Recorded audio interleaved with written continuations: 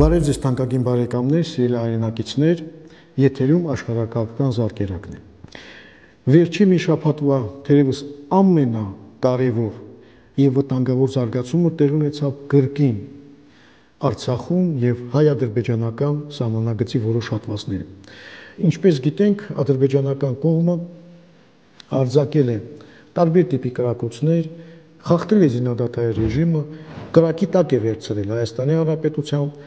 որոշ տարածքներ, այդ թվում Երասխը, այնտեղ եղել են նույնիսկ վիրավորներ, հնդիկներից, արտասահմանցիներից, ավելին կրկին արգելափակել է Հագարիի կամուրջը, լրիվությամբ փակելով Արցախ եկող բեռները, մարդասիրական օգնությունը, Արցախից ծանր առողջական խնդիրներ ունեցող մարդկանց տեղափոխումը Հայաստան, կրկին անգամ ցույց տալով իր հայատյաց եւ անմարդկային քաղաքականություն։ Բնական է, պատճառը մեկն է, հայատյացությունը, արցախահայատյացությունը, առիթները մի քիչ ավելի շատ են։ Եվ առիթներից մեկը նաև այն է, որ դժբախտաբար աշխարհը դյուրին կերպով չի արձագանքում Ադրբեջանի վարած քաղաքականությանը։ Այսպես Եվրոմիության արտաքին քաղաքականության պատասխանատու Ջոզեֆ Բորելը, խոսելով նաև հայ-ադրբեջանական հարաբերությունների, ադրբեջանա-ղարաբաղյան կամարտության կարգավորման մասին, մի հայտարարություն արել շատ տարօրինակ։ Նա ասել է, դե մենք Ադրբեջանին խնդրում ենք, որ ինչ-որ քայլեր ձեռնարկի, ապա շրջափակի, դե ինչ անենք, Ադրբեջանը չի անում։ Այսինքն ինչ է նշանակում։ Այդ դեպքում ժողովրդավարական աշխարհի անելիքները ո՞րն են, ինչ է նշանակում խնդրել, եթե կա միջազգային դատարանի որոշումը, այդ դեպքում ինչի համար է այդ կառույցը։ Եվ իհարկե այս ամենը Ադրբեջանին էլ ավելի են գոտ է պնդում, եթե ոչ կանանչ լույս վարում նրա համար իր քաղաքականությունը շարունակելու։ Փաստորեն Բորելի ասածը կարելի է բնութագրել հետևյալ ձևով. Ադրբեջան, կարող ես ամեն ինչ անել, որտեղ մենք ի վիճակի չենք քեզ զսպելու կամ տասենք, որ ի վիճակի չենք։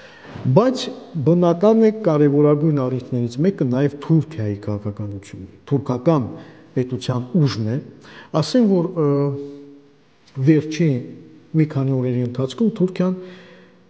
մի շարք կարևոր քայլեր ձեռնարկեց, որից մենք պետք է սովորենք, ինչքան էլ ծանր չլինի մեզ համար, բայց այն ինչ նրանք անում են, մեզ համար պետք է օրինակ ծառայի։ Տեսեք, ուրեմն նախագահ Էրդողանը վերընտրվելուց հետո առաջին իր արտասահմանյան այցը կատարեց թուրքական Կիպրոսի հանրապետություն։ Մի երկիր, որը ստեղծվել է Թուրքիայի կողմից Կիպրոսի նկատմամբ բռնի քաղաքականության արդյունքում, Կիպրոս ներխուժելու արդյունքում, Էրդողանը այցելեց այնտեղ մեծ պատվիրակությամբ կառավարության անդամներով, հանդիպեց նախագահ Էրսին Թաթարի հետ, բոլոր արողակարգային նրբությունները պահպանվել են, որպես երկու անկախ պետություն, երկու անկախ պետության ղեկավարների հանդիպումը, դրոշներ, բոլոր ուրեմն կանոնները, ով որտեղ պետք է նստի։ Եվ ինչն է հետաքրքիր, այնտեղ շատ են խոսվել ներթուրքական համագործակցության մասին, Էրդողանը կարևորել է, որ պետք է անպայման ամեն ինչ արվի, որպիսի թուրքական Կիպրոսը միջազգային ճանաչում ստանա, նա նշել է, որ պաշտպանելու է ատամներով թուրքական Կիպրոսի իրավունքները, անվտանգությունը, նշելով, որ Կիպրոսի թուրքերը թուրքական ազգի ժողովրդի անբաժան մասն են։ Ավելին, երբ որ նա զբոսնում էր թուրքական Կիպրոսի մայրաքաղաքի փողոցներում, շատ ջերմ են նրան ընդունել։ Եվ ընդհանրապես ընդունելության ժամանակ ժողովրդի կողմից շատ հետաքրքիր նրբություն է, որը մենք պետք է անպայման հաշվի առնենք։ Այնտեղ ծածանվում էին Թուրքիայի, թուրքական Կիպրոսի եւ Ադրբեջանի դրոշները։ Տեսնում եք, ինչ տղամարդավարի կեցվածք է պահպանում։ Եւ ասում է, որ թեպետ չճանաչված է, միայն Թուրքիայի կողմից է ճանաչված, ատամներով պաշտպանելու են։ Ուր է աշխարհը, ով է գետ մեկ դատապարտիչ խոսք ասել, որևէ մեկը չի ասել։ Եվ տեսեք, ինչպիսի ուրեմն հաստատակամությամբ առաջ է շարժում։ Իսկ թուրքական Կիպրոսից Էրդողանը այցելեց Ադրբեջան։ Սա էլ է շատ կարևոր, այնտեղ նրանք հանդիպեցին իր համ Ալիևի հետ, շատ ջերմ մթնոլորտում Էրդողանը Ալիևը իրենց տիկինների հետ նստած խոսում էին, Ալիևը ասեց, որ Էրդողանին չափազանց սիրում եւ պաշտում են Ադրբեջանում, խոսել են տարբեր ծրագրերի մասին։ Էրդողանը ասել է, որ Ադրբեջանի հետ խորացնելու է պաշտպանության ոլորտում համագործակցությունը։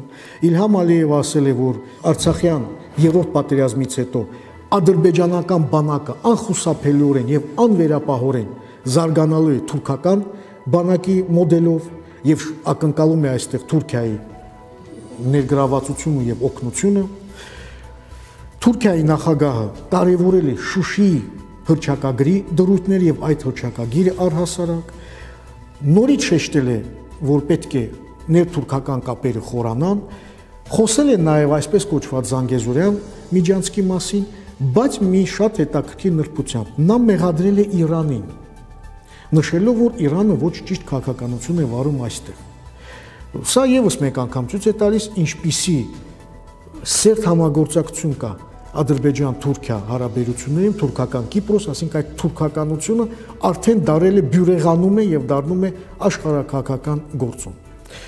Շատ բան ունենք սովորելու դժբախտաբար,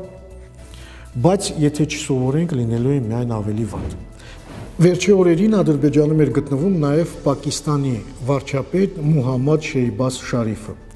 Հանդիպեց Ադրբեջանի նախագահի հետ, քննարկեցին տարբեր հարցեր։ Պակիստանի ղեկավարը մի շարք հայտարարություններ արեց, որը մեզ համար կարևոր է։ Նա ասաց հետևյալը, որ Պակիստանը միշտ անվերապահորեն պաշտպանում է Ադրբեջանի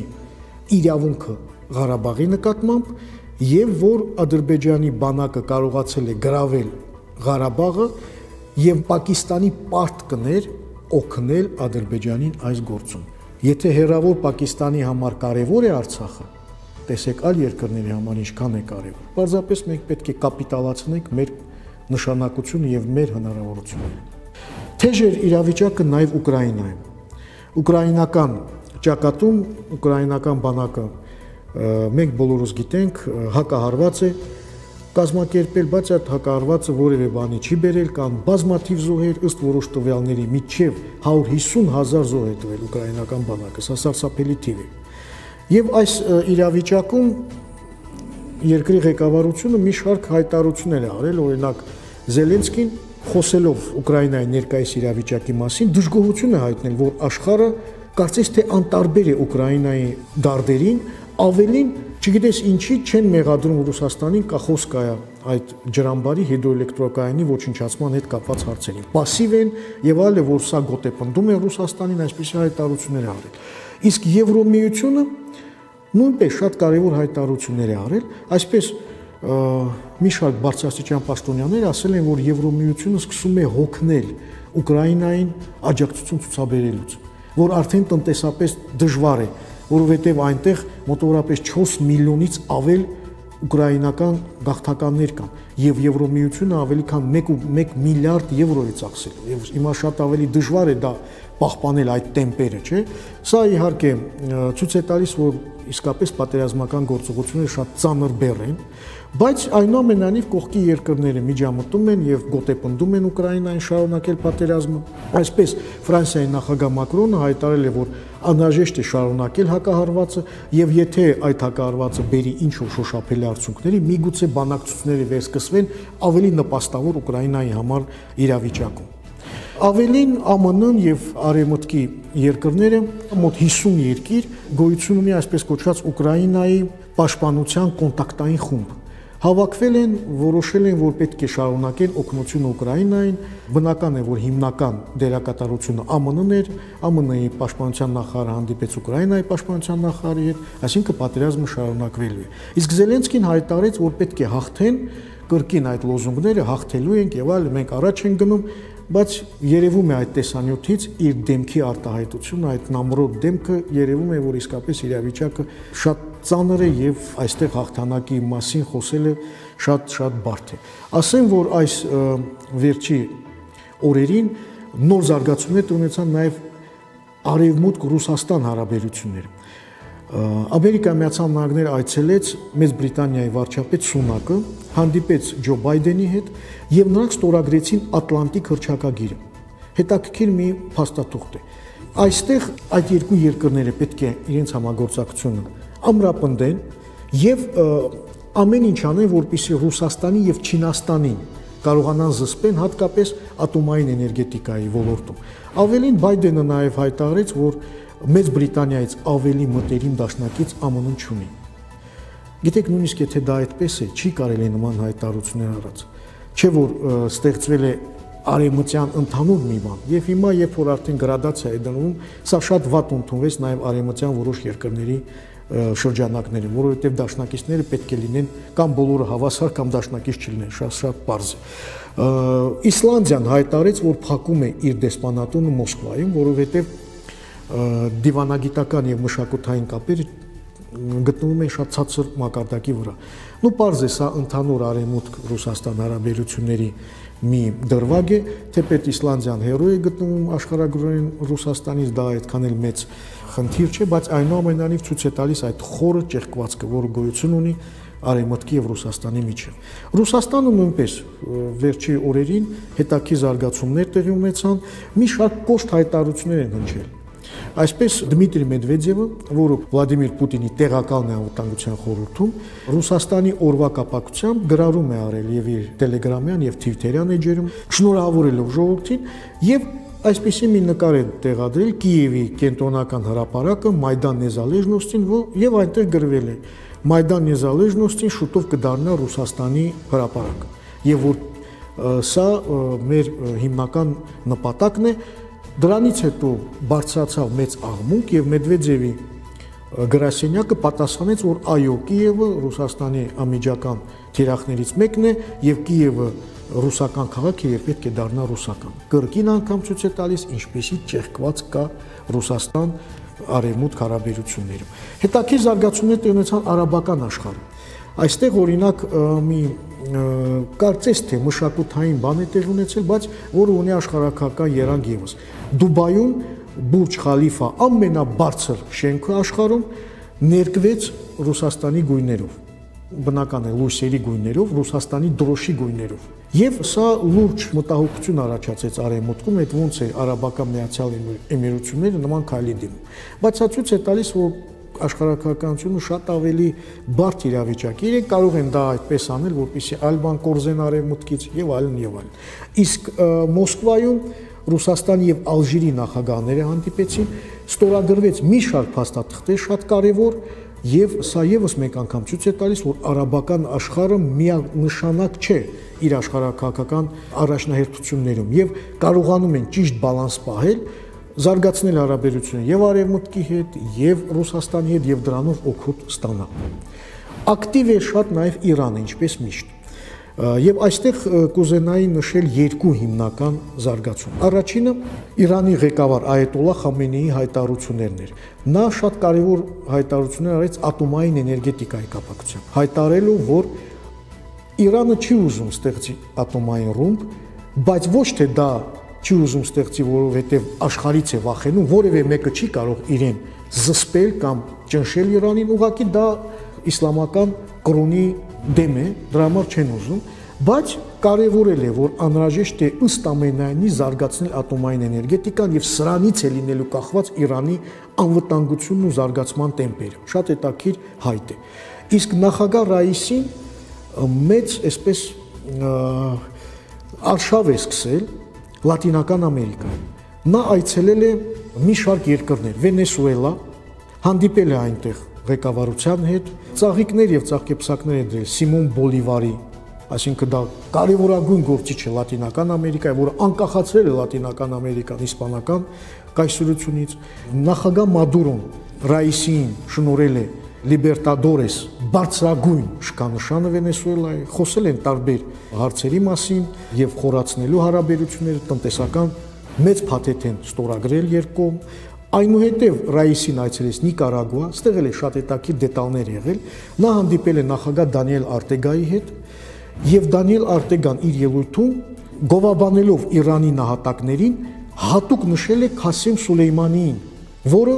սպանվել է յանկիների կայսրության կողմից, այդպես է Դանիել Արտեգուն ձևակերպել։ Կասեմ Սուլեյմանին մենք բոլորս ծանոթ ենք, լեգենդար իրանական հրամանատար էր, որը 2020 թվականի հունվարի 3-ին է սպանվել Բաղդադում, այսինքն նա եղել է Իրանի իսլամական պահպանների կորպուսի մի կարևոր ստորաբաժանման, չէ, այլ կուց ստորաբաժանման հրամանատարը, որը գործում է Իրանի տարածքից դուրս եւ ահագին գործողություններ է արել։ Փաստորեն սա եւս շատ հետաքրքիր հայտ է, որ Իրանի կողմն են այդ Լատինական Ամերիկայի երկրները։ Այնուհետև, երբ որ Ռաիսին այցելեց Նիկարագուայի խորհրդարան, նրան ոտնկայս ծափահարություններ ընդունեցին։ Հետո Ռաիսին այցելեց Կուբա, այնտեղ հանդիպեց նախագահի հետ, ստորագրվեցին էլի տնտեսական խոշոր մի փաթեթ, ավելի քան 6 համաձայնագրեր տարբեր ոլորտներում, սա եւս մեկ անգամ ցույց է տալիս, որ Իրանը իր աշխարհաքաղաքականությունը շատ ինտենսիվ է տանում։ Հետաքրքիր է, որ նաեւ Եվրոմիությունն է Լատինական Ամերիկայի տուր կազմակերպել։ Այսպես Եվրոմիության նախագահ Ուրսուլա վոն դեր Լայնենը այցելել է նույնպես մի շարք Լատինական Ամերիկայի երկրներ։ Բրազիլիայում հանդիպում տեղի ունեցավ նախագահի հետ Բրազիլիայի, քննարկվեցին տարբեր հարցեր, Ուրսուլա վոն դեր Լայնենը կարևորեց Եվրոմիության եւ Մերկասուր կազմակերպության միջև հարաբերությունների խորացումը, Մերկասուրը բաղկացած է Բրազիլիայից, Արգենտինայից, Պարագվայից, Ուրուգվայից, եւ Եվրոմիության ղեկավարը փաստորեն ասաց, որ 10 միլիարդ եվրո պետք է ներդրվի Լատինական Ամերիկայում եւ Կարիբյան երկրներում։ Այնուհետև Ուրսուլա վոն դեր Լայնենը այցելեց Արգենտինա, այնտեղ էլի հանդիպեց ղեկավարության հետ, ստորագրվեց պայմանագիր քրիտիկական հումքի հետ կապված հարցերին, քրիտիկական հումքը դա այն հումքն է, որի մատակարարումը կարող է լինել վտանգված եւ այլընտրանք չկա այդ հումքերին տեխնոլոգիաների համար։ Այսինքն, եթե Արգենտինան կարողանա այստեղ իր դերակատարությունը ունենա, շոշափելի արդյունք կստանա։ Այնուհետև այցելեց Ուրսուլա վոն դեր Լայնը Չիլի, նույնպես խոսեցին տարբեր հարցերի մասին եւ վերջապես Մեքսիկա եւ հանդիպեց այնտեղ նախագահի հետ։ Կարևոր քայլեր կատարվեցին նաեւ ԱՄՆ-ում։ Այստեղ ամենահետաքրքիրը այն է, որ Ամերիկայի Միացյալ Նահանգները հաստատեցին, որ չինացիները Կուբայում տեղադրել մի հզոր համակարգ, որը հետախուզում է էլեկտրոնային ոլորտում, չէ, գրեթե եւ կարող է Ամերիկայի Միացյալ Նահանգները գրեթե ողջ տարածքում հետախուզական աշխատանքներ իրականացնել։ Սա ասել է Ջոն Կիրբին, նախագահի աշխատակազմի եւ անվտանգության խորհրդի կարևոր դեմքերից մեկը։ Սա շատ կարևոր է, կբերի արդյոք սա նոր Կարիբյան ճգնաժամի թե չէ, տվյալ դեպքում Չինաստանի եւ ԱՄՆ-ի միջեւ ցույց կտա ժամանակ։ Հետաքրքիր զարգացումներ տնտեսության նաեւ Չինաստանում։ Չինաստան այցելեց Պաղեստինի նախագահ Աբասը։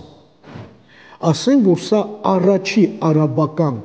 նախագահն է արաբական երկրների, ով պաշտոնական այցելությամբ այս տարի մեկնեց Պեկին։ Հանդիպեց Սի Ցզինպինի հետ, Չինաստանի ղեկավարության հետ, նրան ընդունեցին շատ բարձր մակարդակով,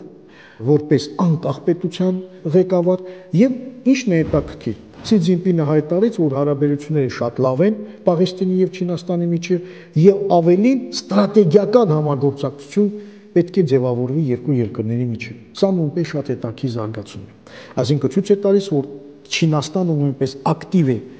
Մերձավոր Արևելքում եւ ոչ ճանաչված կամ մասնակի ճանաչված երկրների կարգավիճակը որևէ խոչընդոտ չէ։ Այսպիսին էին թանկագին բարեկամներ մի շարք կարևորագույն զարգացումներ, կշարունակենք ուսումնասիրել, հետևել նրանց եւ ներկայացնել ձեզ։ Պինդ եղեք, Աստված պահապան մեր երկրին ու ժողովրդին։